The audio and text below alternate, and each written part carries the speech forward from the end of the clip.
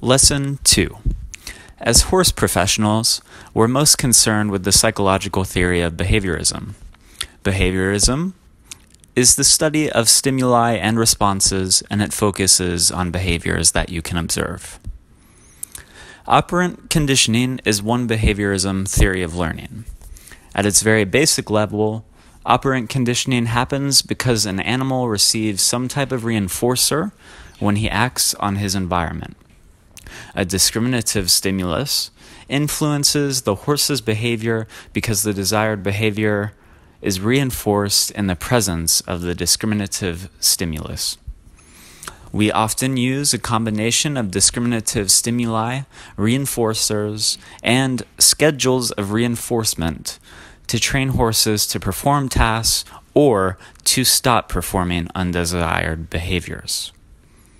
Additionally, we can use shaping, in which we reinforce closer and closer approximations of a desired behavior to train our horses to do complex tasks. You've probably been using operant conditioning to train horses without even knowing it. For example, if you want to teach a trail horse to cross an obstacle, shaping is a great tool. You ask the horse to face the obstacle, let's say a creek full of running water. You squeeze with your legs and ask him to walk forward. Because he's hesitant, you reward the first step towards the water by petting him and saying, "Good boy." You then ask him to move forward again by squeezing your legs, and you reward him when he takes 2 steps forward by petting him and saying, "Good boy." Now, each time you ask him to move forward, you reward him only when he steps closer to the water. Eventually, you only reward him when he puts 1 foot in the water, then 2 foot in the water, and so on. Finally, you only reward him when he quietly walks into the water and crosses the creek. In that example, could you identify the discriminative stimulus, the type of conditioning that was used, the schedule of reinforcement, the type of reinforcer used, and the ultimate desired response that you wish to produce in the horse?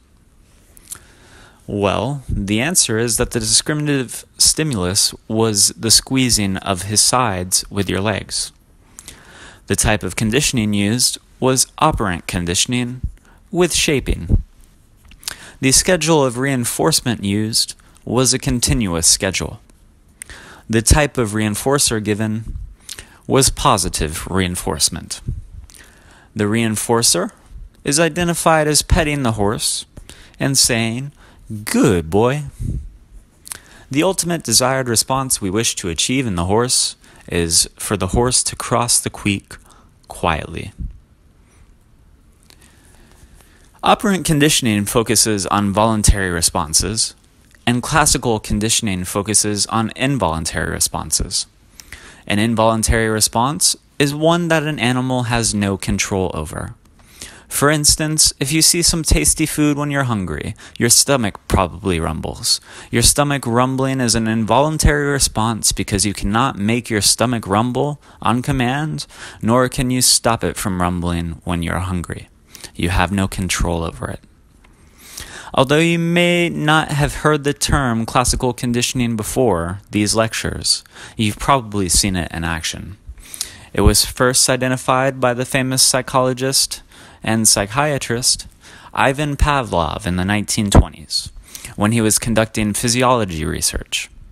Pavlov noticed that before he presented his study group of dogs with food, they produced saliva.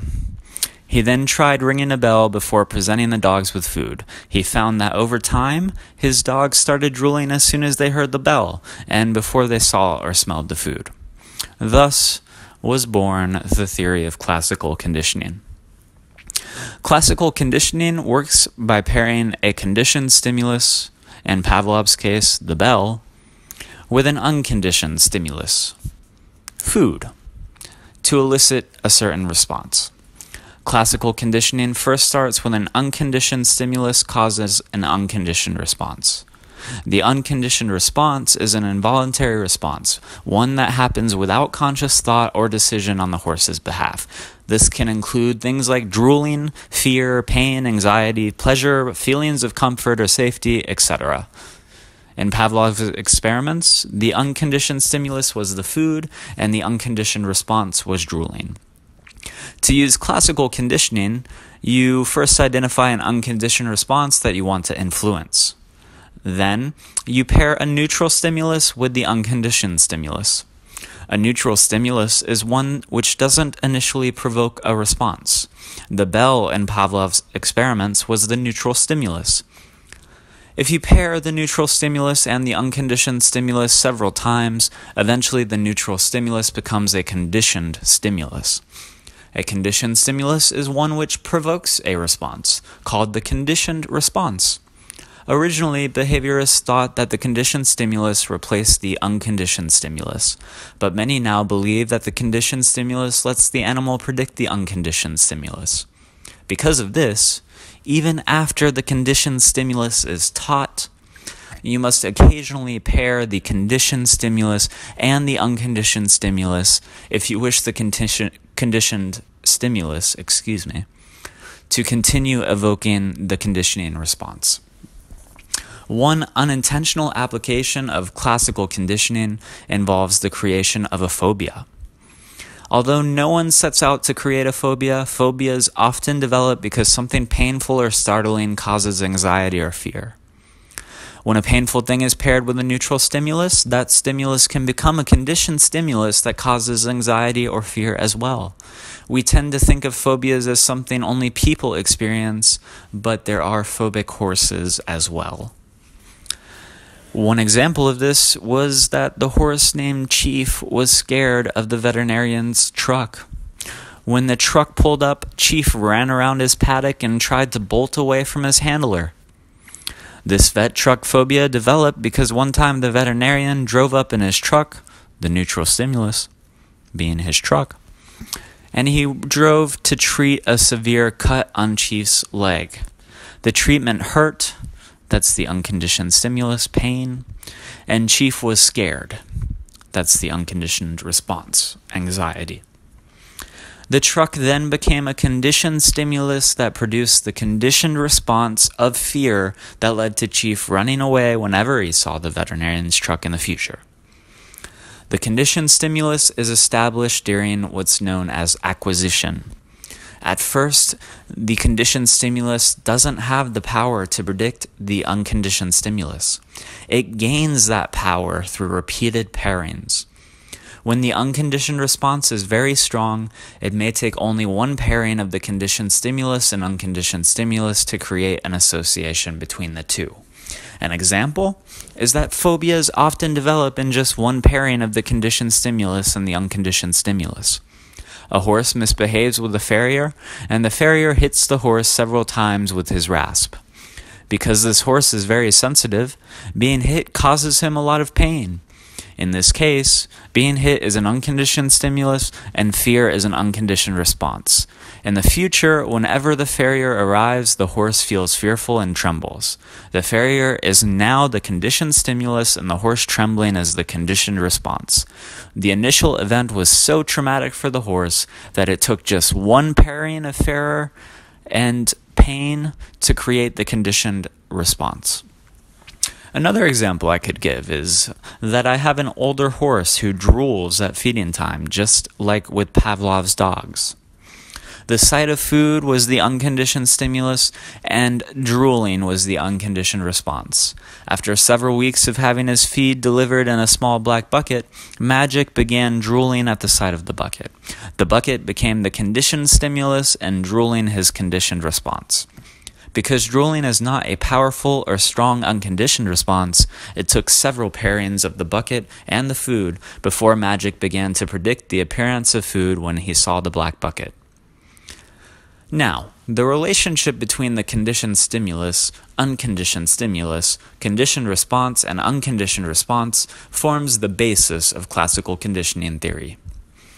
Over the years, however, the theory has grown to include additional concepts that help us better understand how to apply classical conditioning to horse training. The time that occurs between the conditioned stimulus and unconditioned stimulus is known as latency. Classical conditioning often occurs only when the conditioned stimulus comes before the unconditioned stimulus.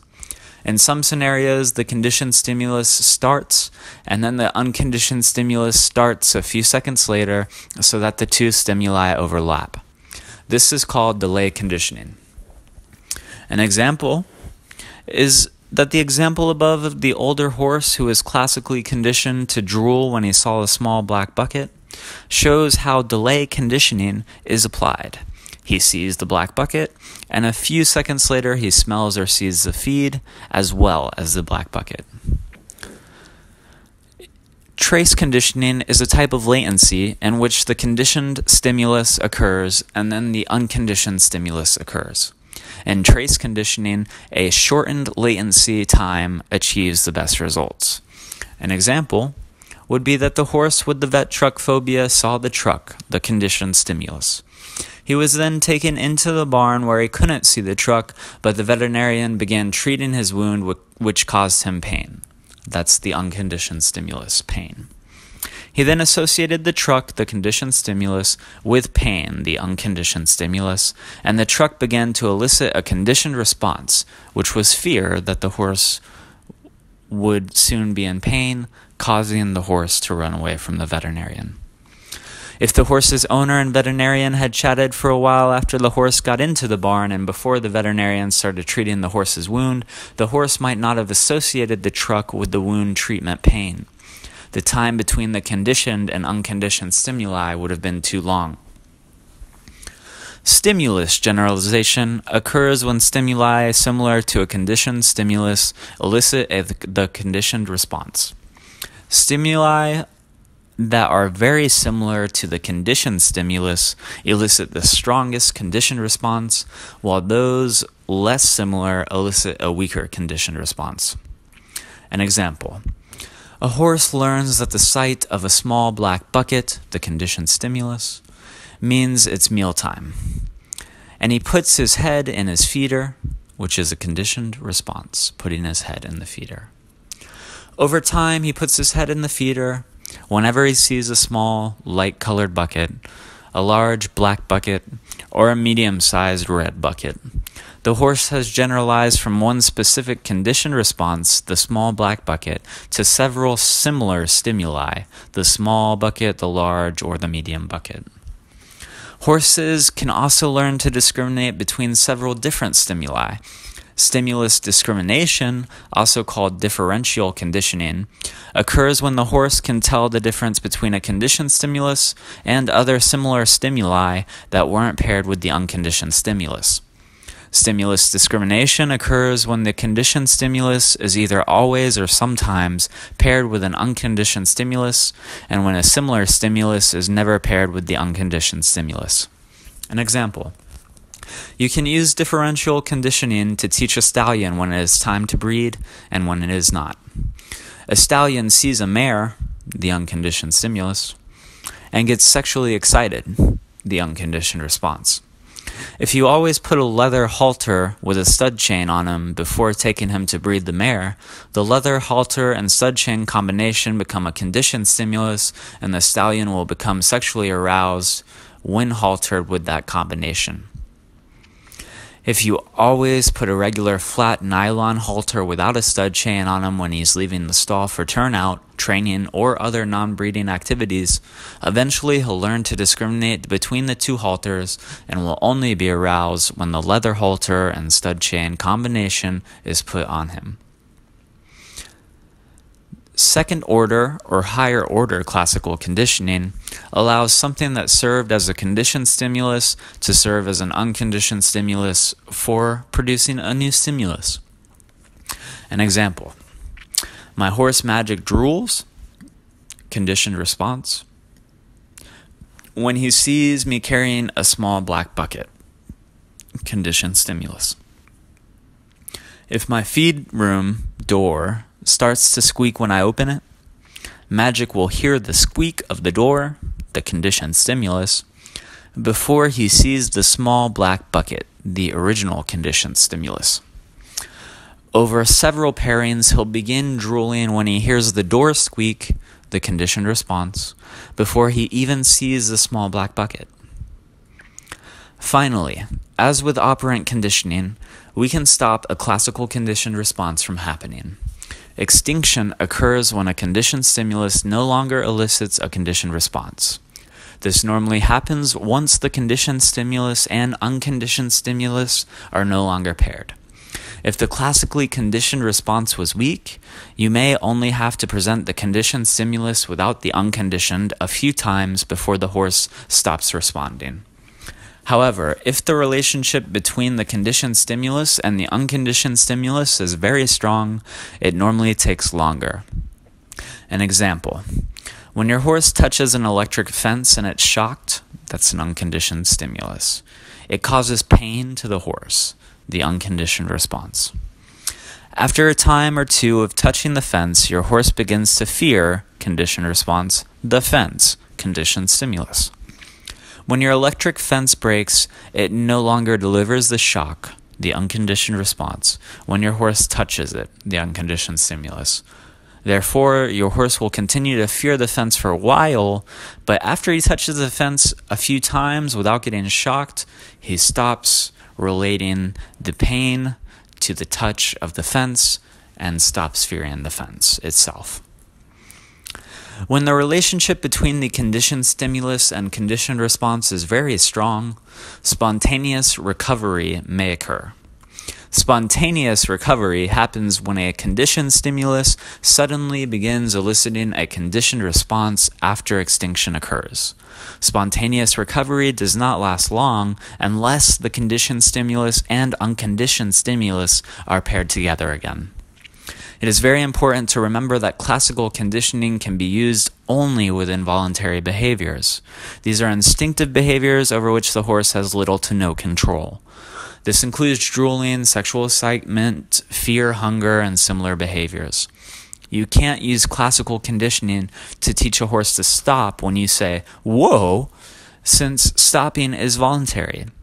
However, you can use classical conditioning to teach a horse to avoid something, either through fear, as in the example with the electric fence, or with some other technique with motivation. The classical conditioning that occurs with our horses often involves behaviors we didn't intend to create. No one wants their horse to fear all its handlers. But stimulus generalization may cause your horse to fear all men if one has caused him pain. Understanding classical conditioning is crucial as it gives us another tool to understand how horses learn. Now let's talk about non-associative learning. While both classical conditioning and operant conditioning are considered associative learning, this is a type of learning in which the horse learns a relationship between two things. In classical conditioning, the horse learns a relationship between two stimuli, and in operant conditioning, the horse learns a relationship between his behavior and a reinforcer. If you want to learn more about associative learning, the perfect man and philosopher to do this and to read from would be David Hume. David Hume is a Scottish Enlightenment philosopher who is infamous for his theories on the mind and associations. In non-associative learning, the horse learns to react to a single event or stimulus without reinforcers. We're interested in three types of non-associative learning. First, sensitization. Second, habituation. And third, desensitization. A great example of sensitization occurs when a horse learns to respond more quickly to leg aids. In the beginning, your horse doesn't understand to go forward more quickly when he feels your legs against his sides. You often need to kick your horse at first to get him moving faster. After several rides, he probably starts speeding up when you nudge him with your heels. After a few more training sessions, he'll move out when you just squeeze with your legs. Finally, after a lot of training, your horse picks up the pace when you barely squeeze your legs. He's become sensitized to the feel of the pressure against his sides. Sensitization can occur without our direction. If you are riding and your horse hears the loud noise made by a firecracker, he might jump. If another firecracker goes off a few minutes later, he jumps again. Before long, he reacts more strongly to each firecracker that pops. Sensitization often generalizes to similar stimuli. And in the above example with the fireworks, your horse might start jumping each time he hears a loud noise, so if someone slams a door, he jumps. Habituation is almost the opposite of sensitization. The horse learns to respond less quickly or less strongly after repeated exposure to a stimulus. Habituation works best when the stimulus is repeated fairly close in time and at a similar intensity. Habituation explains how horses adapt to their environment. Example: I once boarded my horses at a barn next to a small airstrip. The first several times an airplane rose up from the runway, both horses startled and ran around the pasture. But after planes in a row took off, they stopped spooking and continued grazing. They had habituated to the airplanes. Another example: habituation can occur when we don't intend. I've seen this often with lesson horses and others who are ridden by novice riders. The rider kicks the horse to get him moving, but he continues kicking and banging on the horse's sides. Before long, the horse habituates to someone kicking his sides and continues plodding along at the same speed, regardless of what his rider is doing. Because both habituation and sensitization occur without obvious reinforcement, they can sometimes happen without our knowledge or direction. This is one of the reasons it is important to pay attention to both the cues you administer to your horse and what's going on in his environment. So your horse doesn't come habituated to cues. Timing is important. Your horse may stop responding if you don't remove the cue once he has done what you wanted.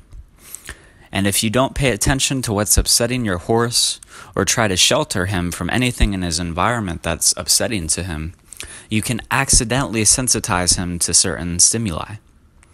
An example: my neighbors are building a new house close to my riding arena. The heavy machinery that's brought in to dig trenches, pour the foundation, and complete other work is loud and startling to my horse Freckles. It is tempting to stop riding, put her away, and wait until a time when everything is quiet. But if I stop riding Freckles whenever a piece of machinery moves or makes a noise, she's going to become more reactive each time she sees it. Instead, I keep working Freckles while the machinery moves around. Over time, she's becoming habituated to the commotion and doesn't pay much attention to it. The terms desensitization and habituation are often used interchangeably, but they're different concepts. During desensitization, horses become less fearful after repeated exposure to an aversive or negative stimulus.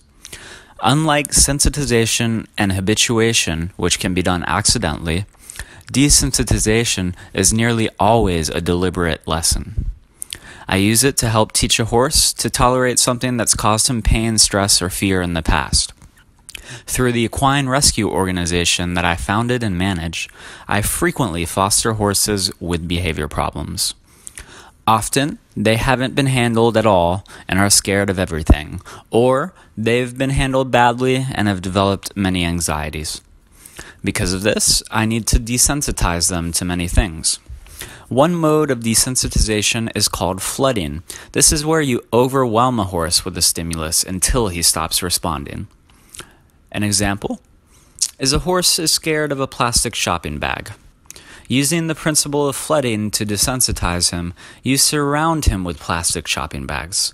They hang from his feed bucket, his stall door, his paddock fence, and from his halter. At first, he runs around in terror. But over time, his terror diminishes, and eventually, he's standing quietly next to the wrestling bags. Using flooding to desensitize a horse can present problems or concerns. If the horse is truly scared and panicked, he may hurt himself or his handler in his efforts to flee. In the above example, the horse couldn't escape plastic bags tied to his halter and might eventually crash through a fence trying to escape. He ends up hurt or even more scared than he was originally. You also must time the application and removal of the frightening stimulus carefully. If you remove the scary stimulus before the horse has accepted it, he will become more frightened of it.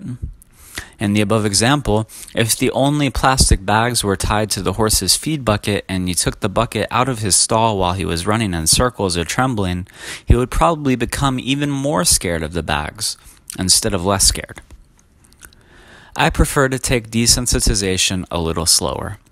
I don't overwhelm the horse by surrounding him with something scary, but instead I gradually expose him to the stimulus in a very controlled setting, wait until he accepts it, and then increase his amount of exposure. This method often takes longer than flooding, but it keeps the horse and handler much safer. Timing is critical with this method too. If you take the stimulus away too quickly, the horse might become more scared. If you push him too far or overexpose him, he might become even more scared of the item. An example is you can use this method to desensitize your horse to the sights and sounds of plastic shopping bags. Your horse needs to be wearing a halter and a lead. Hold the lead in one hand and hold the plastic bag in another. To begin, hold the plastic bag as far away from the horse as you can. Wave it around so that it rustles and moves. I let the horse walk around me and keep his nose tipped toward me. When the horse settles down, stops moving, and relaxes, I stop waving the plastic bag and give the horse a treat and a rest. The goal here is to expose the horse to the scary thing and show him it won't hurt him. You need to understand how fearful the horse is of the object so you don't overexpose him in the beginning. If I push the horse's tolerance too far and he panics, I'll move the plastic bag a little further away, but I'll continue moving it around. If you stop moving the bag while the horse is scared, he'll likely get more scared of it. After the horse rests, I move the bag a little closer to him and wave the bag until the horse settles. Each time you expose the horse to the plastic bag, you move it a little closer to him. Eventually, you will be rubbing the horse with the bag, moving it beneath his belly, and riding him while carrying the bag. This method may take several training sessions before your horse is no longer scared by the plastic bag, but you keep the horse safer and less stressed by using this method as opposed to flooding him by tying plastic bags to his halter, his saddle, and all around his stall. Now we'll talk about clicker training. Clicker training is a fun way to tie several of the psychology topics we've covered together. You may have seen clicker training used with dolphins, circus animals, zoo animals, even dogs, but it is also gaining popularity among horse owners. When clicker training is ensued and initiated, the trainer uses a small device called a clicker for the sound it emits to signal when an animal has performed a desired task. An example: when a trained dolphin jumps through a hoop, the trainer presses a button on a device called a clicker, and the dolphin hears a loud click sound. The sound lets him know that he's performed the right behavior. The trainer follows up by tossing a fish to the dolphin. Clicker training ties the concepts of classical conditioning and operant conditioning together. When you use operant conditioning to train a horse, the reinforcer that you give him either increases or decreases the likelihood that he will perform a behavior that we want. The sound of a click on its own isn't a very good reinforcer and wouldn't influence the horse's behavior. Using classical conditioning, however, you teach the horse to associate the sound of a click with food. Clicker trainers sometimes call this charging the clicker, and it is the first step in clicker training. You do this by clicking and immediately giving your horse a piece of food. After several repetitions, your horse should be looking for food as soon as he hears the click. When charging the clicker, the click is the conditioned response, the food is the unconditioned response. The unconditioned stimulus is the food, and the pleasure of eating is the response. Once your horse establishes a connection between the sound of the click and food, you can clicker train him. To use clicker training, give him a cue to signal when you want the behavior. After he performs the behavior, immediately give the click, that's the secondary reinforcer, and then follow up with a piece of food, that's the primary reinforcer. An example: if you want to teach your horse to lift his foot, you say, "Foot." That's the discriminative stimulus, the command. And you do this when you're standing near his shoulder. If he lifts his foot, you click the device, the positive secondary reinforcer. And then you follow that click with a piece of food, the positive primary reinforcer. Before long, he'll be picking up his foot when he hears the cue, "Foot." Some trainers always follow the click with food. This is a continuous schedule of reinforcement. Using this method, as said before in the previous lecture, the click sound becomes a signal to the horse, also called a bridge. This bridge is something that the horse is allowed to notice, which indicates to the horse that he did the right thing and that the primary reinforcer, i.e. food, is on the way. Most trainers switch to an